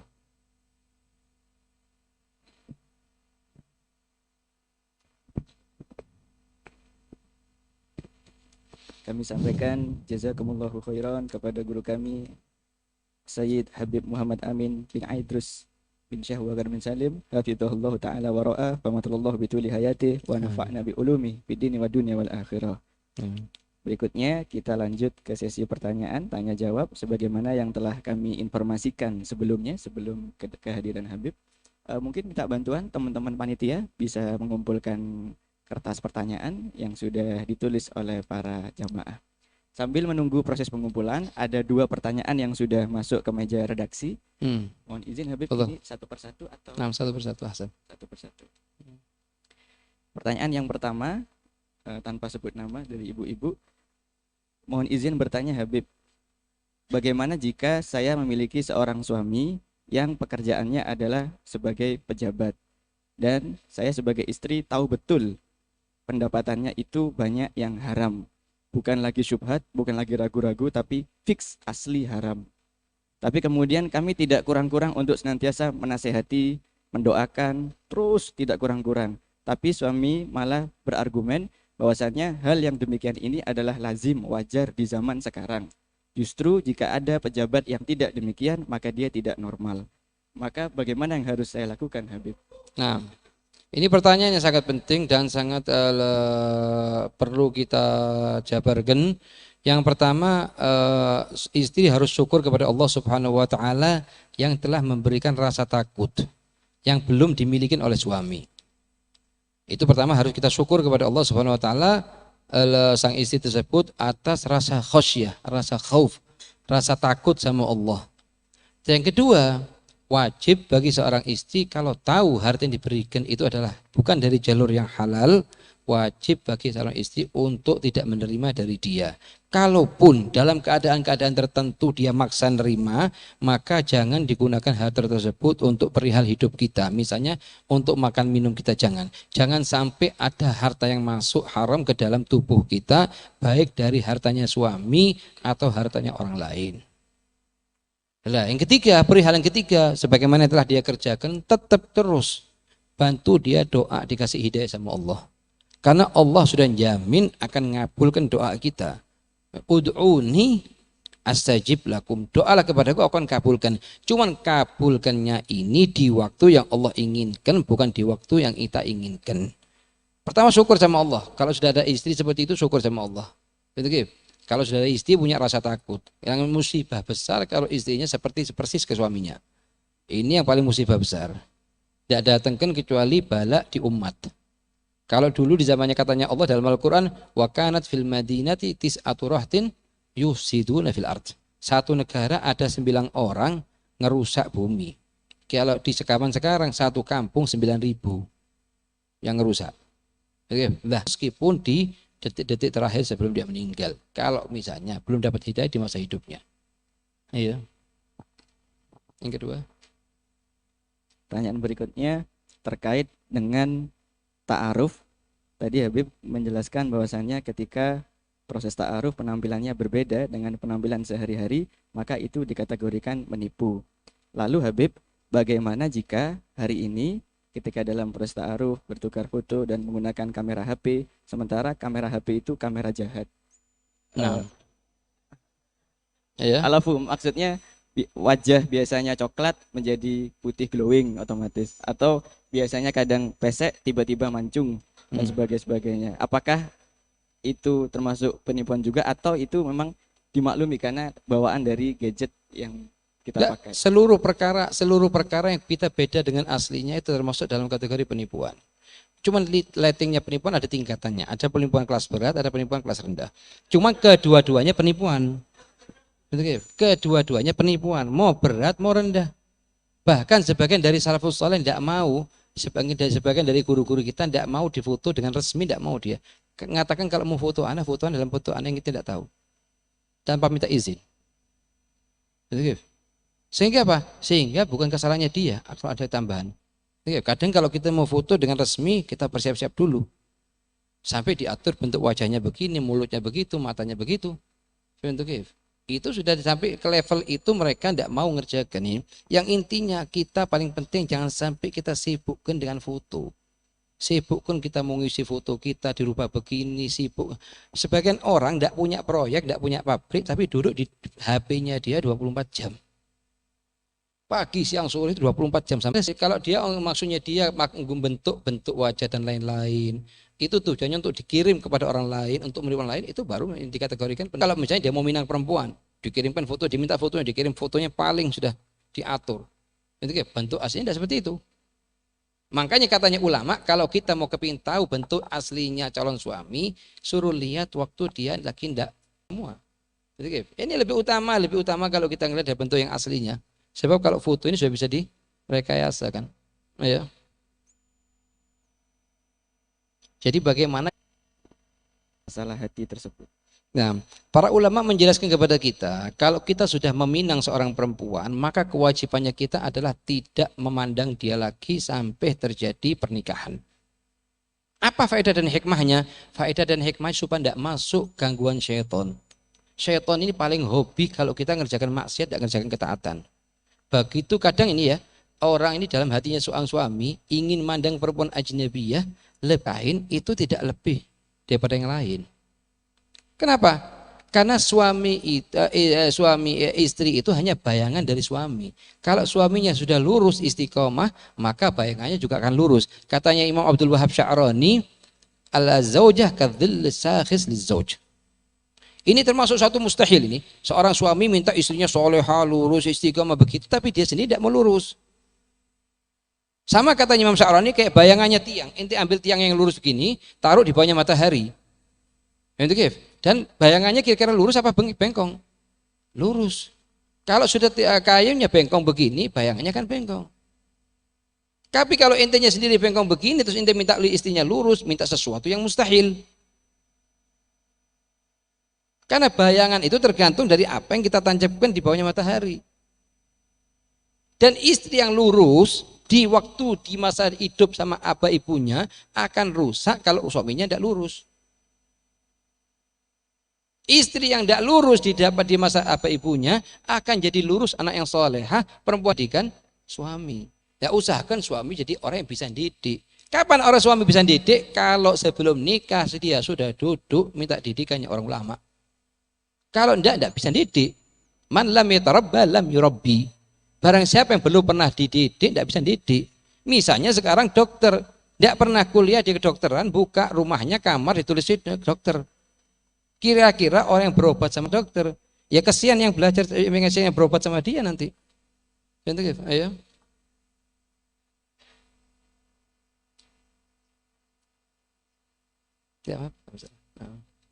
Nah. Mohon keridhaannya jamaah yang di dekat pintu untuk bergeser ke depan, sudah izin kepada Habib. Jadi untuk memberikan kelonggaran bagi yang akan masuk berikutnya, karena ternyata tertutup pintunya. Monggo, mboten saya sungkan-sungkan bergeser. Naam, bergeser.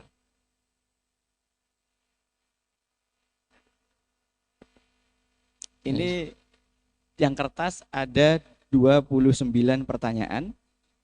Yang madhab paperless masuk ke DM Instagram kami ada 47 pertanyaan. Ini pertanda Masya Allah. Kami sangat bahagia, sangat senang Insya Allah dengan kehadiran Habibana. Mungkin jika kita pada kesempatan kali ini terbatas oleh waktu, Insya Allah di majelis di rumahnya Habibana dan juga di masjidnya, Insya Allah setiap hari. Setiap hari, yaitu di daerah Balung Lor. Untuk selengkapnya nanti panitia akan memberikan alamat dan info kajian-kajian. Terus pada pertanyaan yang ada dulu sampai waktu bagaimana hukumnya menikah lagi tanpa dimohon ketenangannya. Ya. Mohon maaf jamaah, yang ketawa biarnya praktisi. Mohon maaf.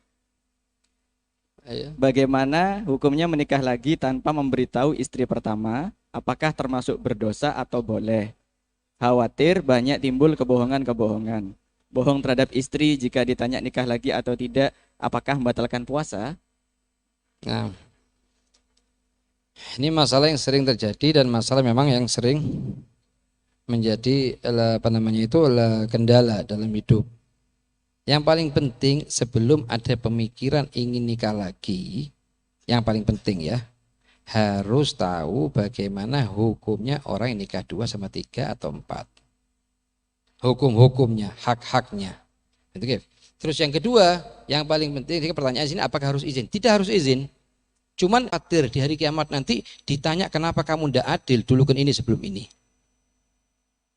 Adalah salah satu figur sahabat juga yang lain, dia punya 2 istri. Pas giliran istri kedua, dia lewat di rumahnya istri yang pertama. Sangat kehausan di siang hari. Dan jarak antar istri harus diundi dulu. Diundi, setelah diundi, harus ada namanya qadha atas istri yang tidak ikut bepergian. Begitulah Rasulullah waktu mau keluar bepergian dengan istri-istrinya. Diundi dulu siapa yang keluar, itu yang ikut.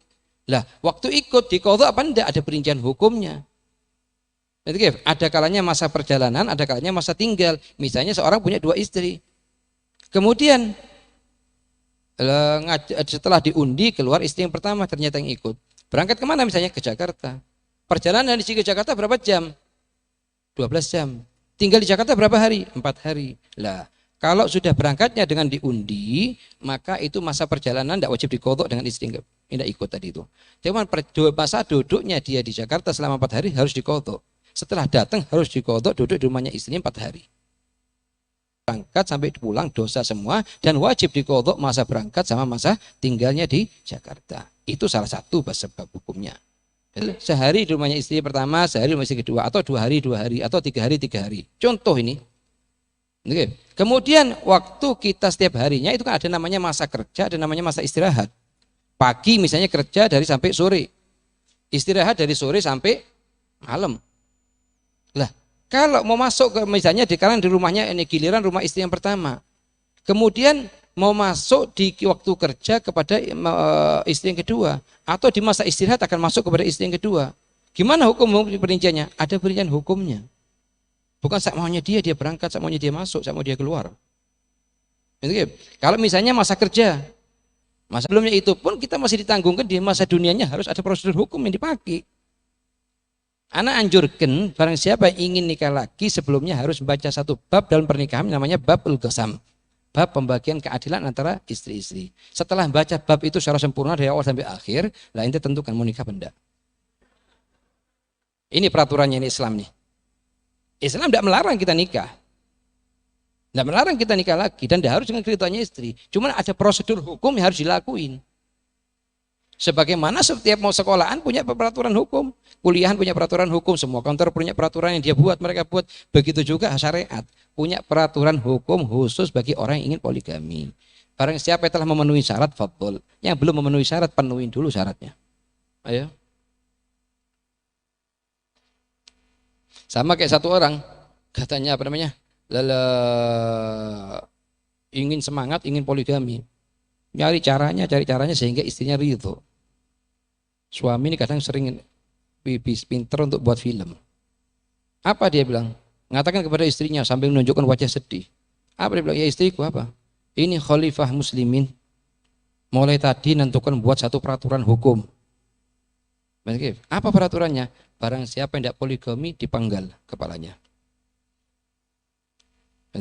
Bohong. Apa jawabannya istri? Ahsan kamu mati syahid daripada nikah lagi.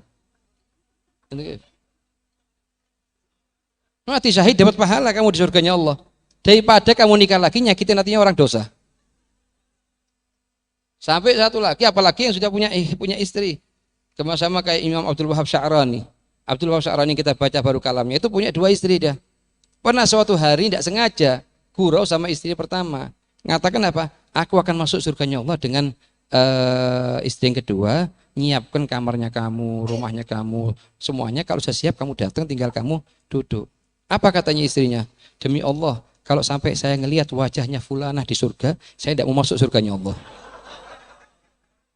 Sudah cukup saya sabar di masa dunia ngadep wajahnya fulanah ini. Apalagi suruh sabar di surganya Allah nanti. Nah ini yang tidak mungkin, sesuatu yang tidak mungkin. Jadi kita jangan sibuk mau nikah lagi.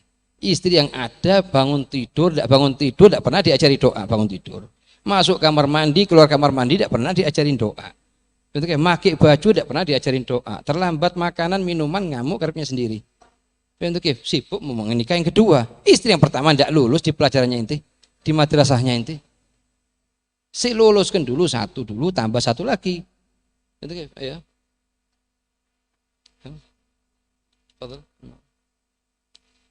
Pertanyaan berikutnya dari ibu-ibu. Mohon izin bertanya Habib, di zaman kapitalisme sebagaimana hari ini, kadang tuntutan untuk bekerja itu juga dialami oleh wanita, oleh ibu-ibu. Akhirnya banyak dari ibu-ibu muslimah itu juga bekerja. Suami mengizinkan, tapi kemudian kami para ibu-ibu merasa kurang nyaman karena di zaman kapitalis hari ini kadang tenaga kami diperas, peraturannya tidak syar'i dan sebagainya.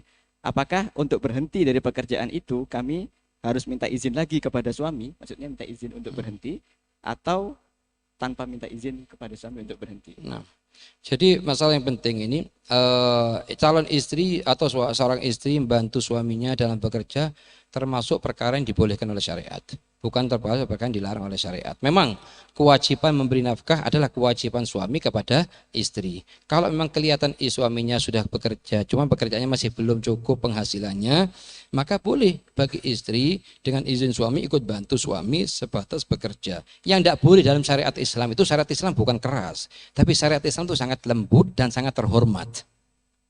Syariat Islam sangat lembut dan sangat terhormat, bukan syariat Islam keras. Tidak ada namanya syariat Islam keras, tidak ada. Itu ya. Kalau kita dikasih izin oleh suami kerja, maka sebatas sesuai dengan konun peraturan hukum syariat. Jangan lebih dari itu.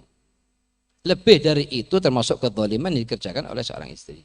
Kalau misalnya setelah dikasih izin oleh seorang istri, dikasih izin oleh seorang suami untuk bekerja, kemudian setelah merasa cukup atau mungkin kerjaan yang didapatkan ternyata tidak sesuai dengan hukum syariat, maka lebih utama bahkan wajib untuk berhenti.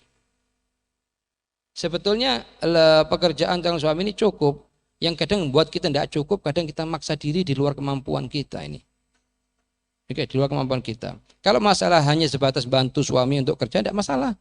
Kan ada namanya anak aminya Rasulullah namanya Zubair bin Awam, istrinya Asma binti Abi Bakar Siddiq, putrinya Sayyidina Abu Bakar Siddiq. Itu sang istri bantu suaminya tiap hari. Apa? Bekerja? Iya bekerja, cuman bekerja bukan jual beli, nyari kayu bakar dari hutan, bantu ngambilkan air, karena suaminya juga kerja di luar. Oke, suaminya juga kerja di luar, Sayyidina Zubair bin Awam.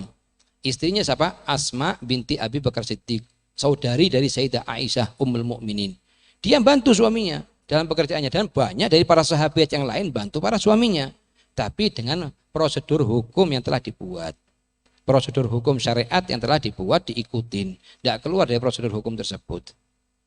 Lain hanya kalau hanya sebatas untuk mendapatkan perihal yang tidak wajib, makanan minuman cukup, pakaian cukup, cuman ingin punya lebih dan lain-lain, sehingga harus ikut kerja, sehingga harus mengerjakan perkara yang haram dan lain-lain, itu perkara yang tidak diridhoi oleh syariat. Dan tidak sangat dianjurkan bagi suami memberikan izin kepada istrinya untuk memberikan izin untuk ikut kerja. Makanya waktu Rasulullah menikahkan Sayyidina Fatimah Zahra dengan Sayyidina Ali bin Abi Thalib, apa perkataannya Rasulullah? Ya Ali, dari pintu rumah keluar kerjaannya kamu. Ya Fatimah, dari pintu rumah ke dalam kerjaannya kamu. Sudah dibagi sama Rasulullah tugas hidup. Sudah dibagi tugas hidup dari luar, dari pintu rumah keluar, cari kerja, cari usaha, cari nafkah, itu kewajiban berangkat kerja. Itu satu kekurangan yang besar. Lah kalau istrinya ridho tidak masalah. Tapi kalau istrinya tidak ridho, tidak wajib bagi istri untuk kerja. Sebatas untuk nafkahin dirinya sendiri, nam. Tapi sebatas untuk nafkahin suami tidak wajib, karena yang wajib memberi nafkah adalah suami ngasih nafkah kepada istrinya. Betul. Lah kalau misalnya suami sebagai nasallahu afiyah, ini hukum fikih juga yang berhubungan dengan ini. Kalau misalnya salah suami tidak ngasih nafkah kepada istrinya, hukumnya apa? Wajib jadi utang dan wajib dibayar. Misalnya ada suami nasallahu afiyah, dan hak yang berhubungan dengan makhluknya Allah yang pertama kali ditanya dari kiamat adalah haknya seorang istri. Apakah sudah dikasih dengan sempurna atau belum? Kalau belum, apalagi maharnya belum dibayar secara sempurna, nikahnya sudah 4 tahun yang lalu, 5 tahun yang lalu, maharnya masih belum dibayar sempurna, itu wajib bagi suami untuk bayar. Atau ada nafkah dari berapa hari belum dibayar, wajib dibayar, kecuali kalau istrinya meridhokan. Setelah tahu berapa jumlahnya diridhokan, maafkan sudah kamu dari nafkah yang tidak kamu berikan kepadaku selama seminggu, halas. Kalau begitu tidak wajib bagi suami untuk memberikan nafkah kepada istrinya yang ukuran seminggu yang telah lalu. Ya. Sebelumnya kami sampaikan mohon maaf kepada para jamaah, masih banyak pertanyaan yang masuk ke meja redaksi. Di kelas bertambah lagi masih ada 39 pertanyaan, tapi karena waktu yang memisahkan kita sehingga kita harus memilih satu pertanyaan terakhir. Pak, insya Allah ini sangat bermanfaat. Agama, pelajaran agama yang kita pelajarin. Jadi dari fulan ngambil dari fulan, dari fulan ngambil dari fulan dengan sanad yang bersambung sampai ke junjungan kita baginda Nabi Muhammad Shallallahu Alaihi Wasallam. Yang lebih utama adalah kita mendapatkan sanad dari guru yang punya sanad sampai bersambung ke Rasulullah. Cuman yang lebih utama masalah kitab ini kalau kita baca secara sempurna dan bacanya kepada guru.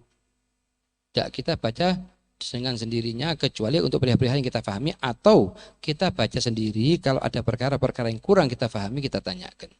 Sebab barang siapa yang baca kitab dengan sendiri tanpa ada guru, dikhawatirkan salah memahaminya lebih besar daripada kebenaran memahaminya dia.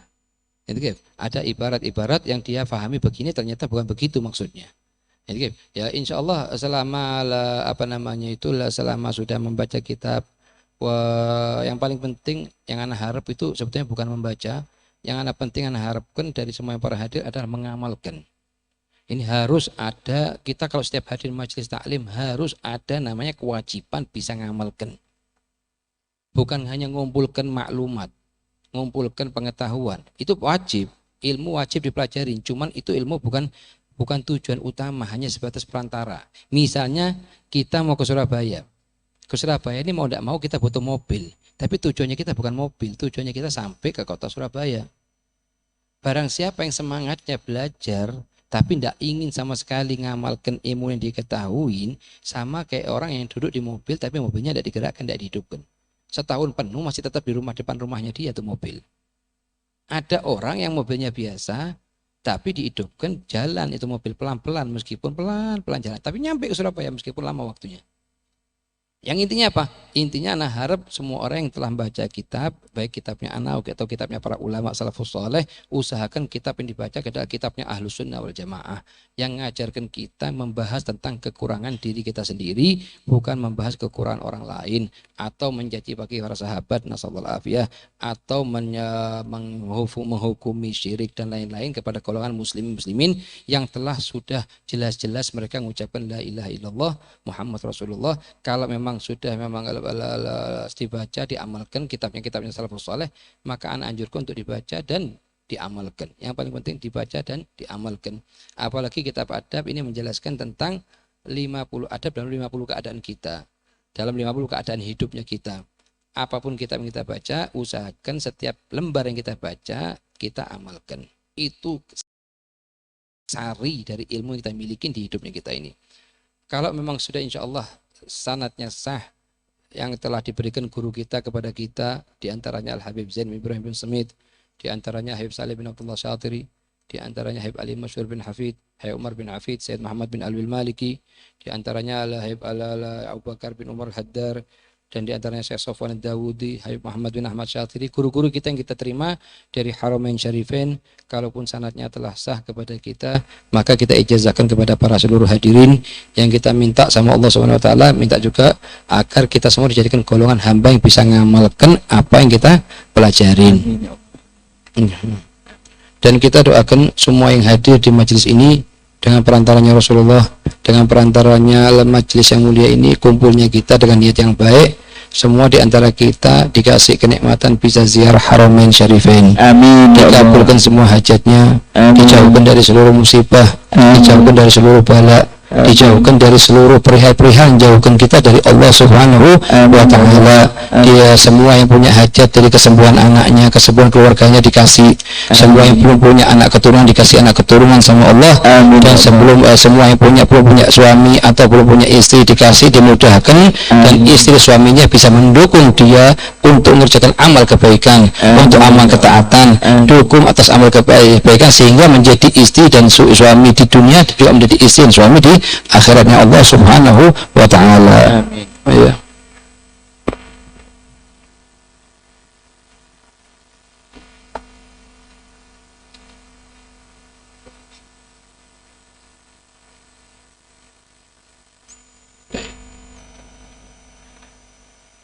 الفاتحة إلى روح حبيبنا رسول الله محمد بن عبد الله، ثم إلى أرواح آبائه وإخوانه، ثم إلى جميع أهل بدر، جميع أصحاب رسول جميع ساداتنا على بعلبه، نسأل الله بجاهتهم أن الله يحفظنا ويحفظكم إن شاء الله من الأمراض والأسقام والأذيات والبليات والمحن والابتلاء، وأن الله يحفظنا ويحفظكم من كل سوء في الدارين، دار الدنيا ودار الآخرة. أحينا على العافية وأمتنا على العافية واحشرنا في زمرة المعافاة. أحينا على لا إله إلا الله وأمتنا على لا إله إلا الله واحشرنا في زمرة من قال لا إله إلا الله، واجعل آخر كلامنا عند انتهاء آجالنا قول لا إله إلا الله محمد رسول الله. اللهم إنا نسألك من خير ما سألك منه عبدك ونبيك محمد صلى الله عليه وسلم وعبادك الصالحون، ونعوذ بك مما استعاذك منه عبدك ونبيك محمد صلى الله عليه وسلم وعبادك الصالحون. اللهم إنا نسألك من الخير كله عاجله وعاجله ما علمنا منه وما لم نعلم، ونعوذ بك من الشر كله عاجله وعاجله ما علمنا منه وما لم نعلم. اللهم إنا نسألك الجنة وما قرب إليها من قول وعمل ونية واعتقاد، ونعوذ بك من النار وما قرب إليها من قول وعمل ونية واعتقاد. اللهم يا اللهم إنك قلت وقولك الحق في كتابك المنزل على لسان نبيك المرسل، ادعوني أستجب لكم فقد دعونا فاستجب لنا يا الله، فاستجب لنا يا أرحم الراحمين، فاستجب لنا يا ذا الجلال والإكرام.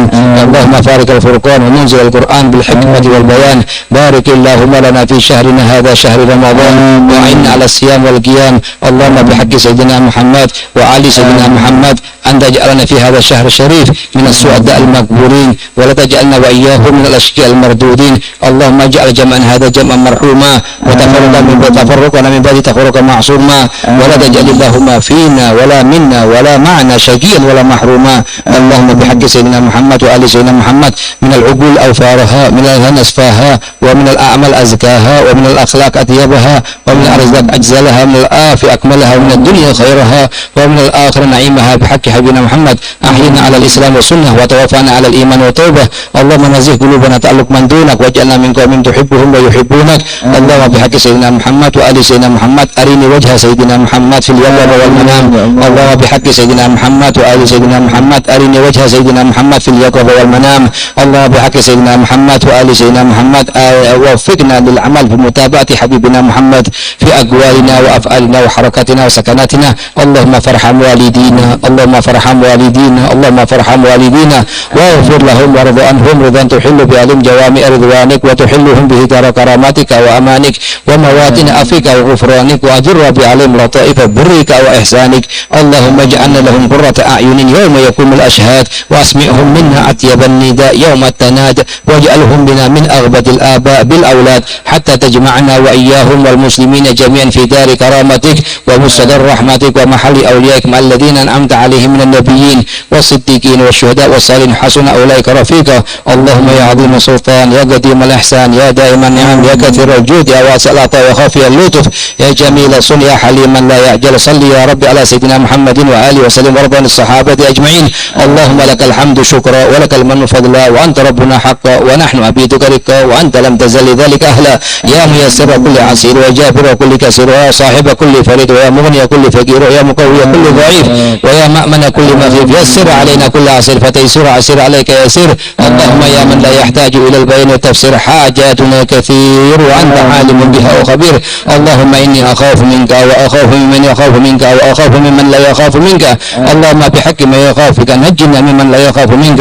اللهم بحق سيدنا محمد احرزنا بعينك التي لا تنام، واقلفنا بكنافك الذي لا يرام، وارحمنا بقدرتك علينا فلا نهلك، وأنت ثقتنا ورجاؤنا. وصلى الله على سيدنا محمد. اللهم نسألك زيادة في الدين وبركة. لا إله إلا لا إله إلا الله، لا إله إلا الله، لا إله إلا الله، لا إله إلا الله، محمد رسول الله، محمد رسول الله وسلم. أحينا على ذلك، وأحينا على لا إله إلا الله، منا لا إله إلا الله، واحشرنا في زمرة من قال لا إله إلا الله، واجعل آخر كلامنا عند انتهاء أجلنا قول لا إله إلا الله. أحينا على ذلك ومن على ذلك، وأنا اللهم أحينا على العافية ومن على العافية، واحشرنا في زمرة المعافاة. اللهم اجعل هذا كل حركة، اللهم اجعل هذا المكان شاهدا لنا لا شاهدا علينا. اللهم اجعل هذا الشهر الشريف شاهدا لنا لا شاهدا علينا. اللهم اجعل هذا الجمع شاهدا لنا لا شاهدا شاهدا علينا على هذه النية كلها صالحة جامعا شاملة لخيرات الآخرة على من نوى حبيبنا محمد بن عبد الله نوى شيخنا الحبيب زين كلها صالحة جامعة لخير الآخرة ولا من نوى الحاضرون من له حاجة نظر بها في خير فعافية على هذه النية كلها صالحة جامعة شاملة لخيرات الآخرة وإلى حضرة النبي سر الفاتحة نوى الحاضرون من له حاجة